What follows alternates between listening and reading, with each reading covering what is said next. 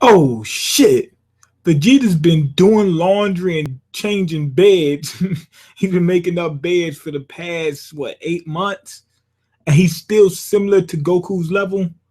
That's crazy. He should be surpassed that by now. No, I'm joking because Goku was pretty much a lot stronger than him when he first went to Whis' planet.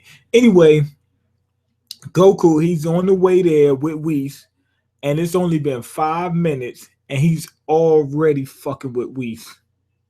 He's fucking with Whis just as bad as he did with King Kai. He like with that whole P thing.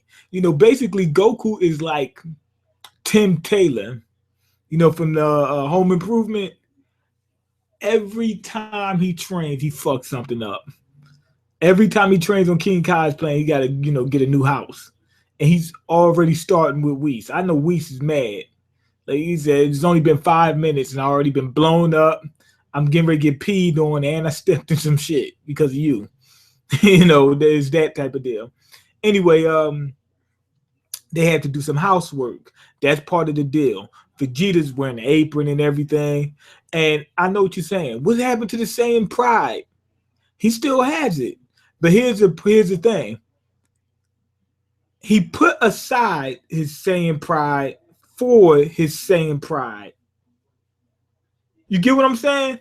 He put aside his Saiyan pride, meaning he's willing to put on an apron and do housework and change beds and, do laundry and all that stuff, but only in order to surpass somebody. So he's doing it because of his pride.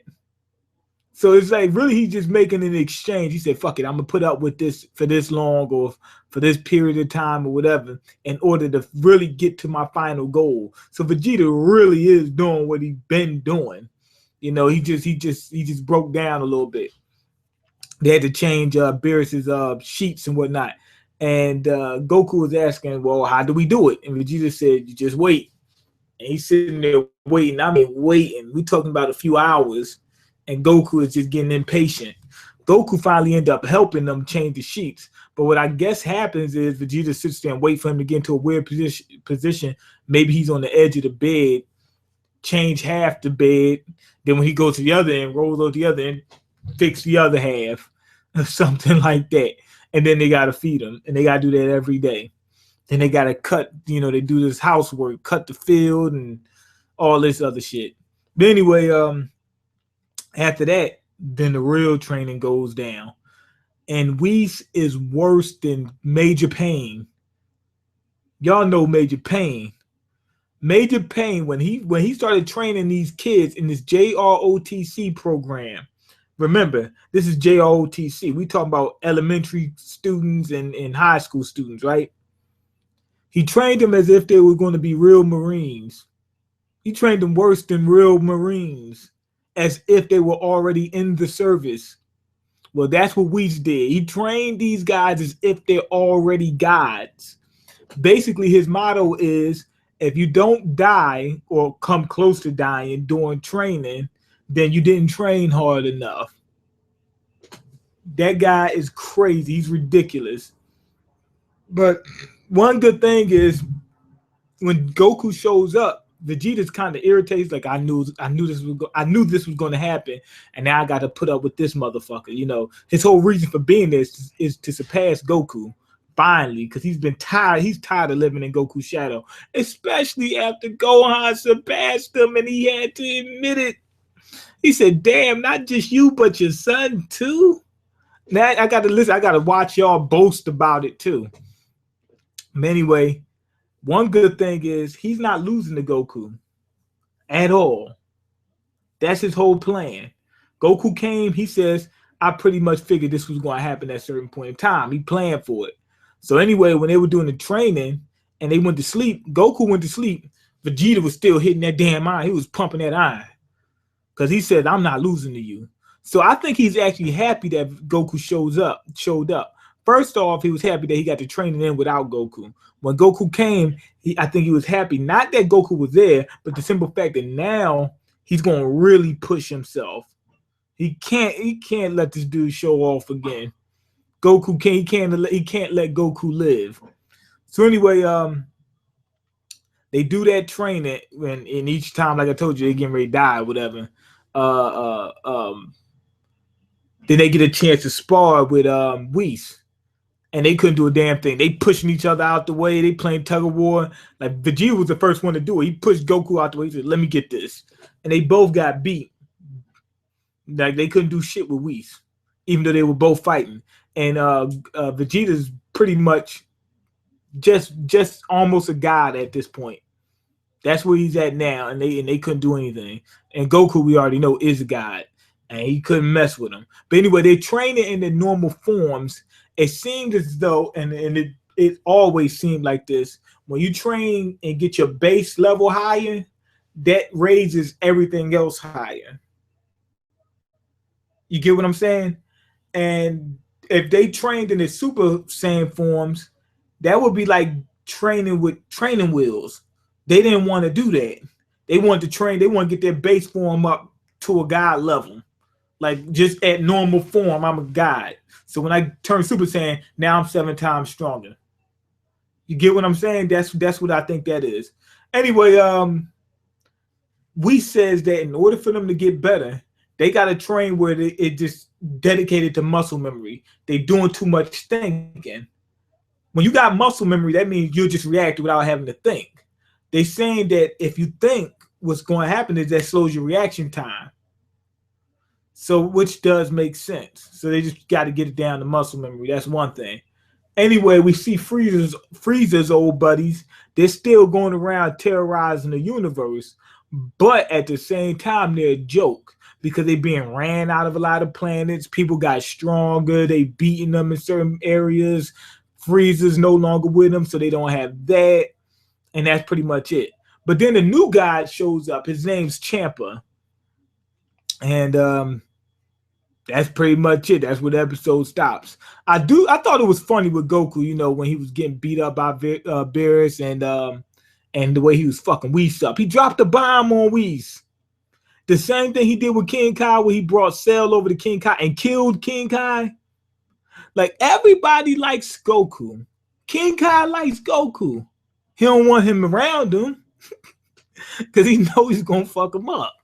You know, that's how everybody feels. It's like, okay, I like this guy, but I don't want to be around him. You know, his heart's in the right place. He's a good dude, but he's going to mess everything up. But anyway, that was good. But what I really like is how Vegeta is really focused now. He was focused during the training before before Goku got there, and he's focused now. And to be honest, Vegeta is one of the best characters in Dragon Ball. Matter of fact, I would go as far as to say he's a better character than Goku.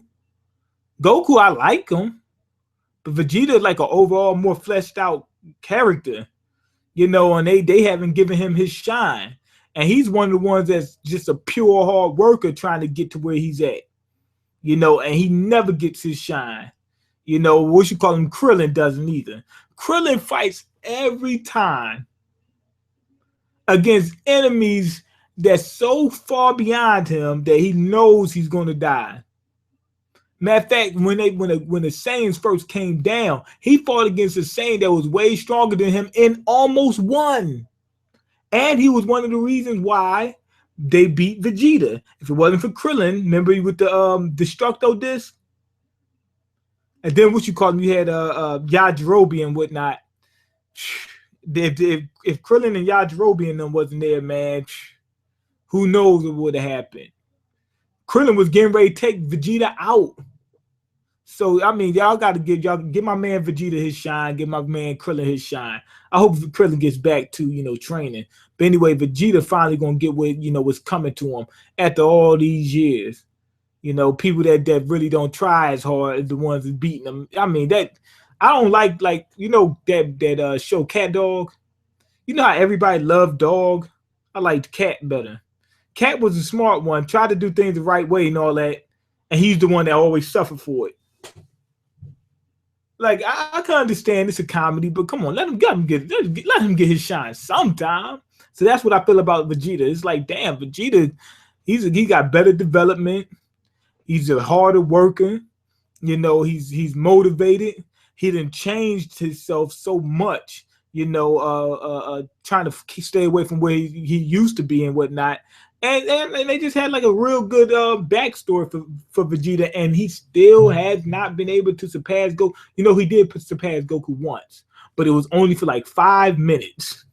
Remember when they came out the hyperbolic time chamber, they went in first, and Vegeta almost made it to the level of the Super Saiyan 2. Then Goku and them went in there, and then he surpassed him within 5 minutes or something like that. That's the only time, if I'm not mistaken.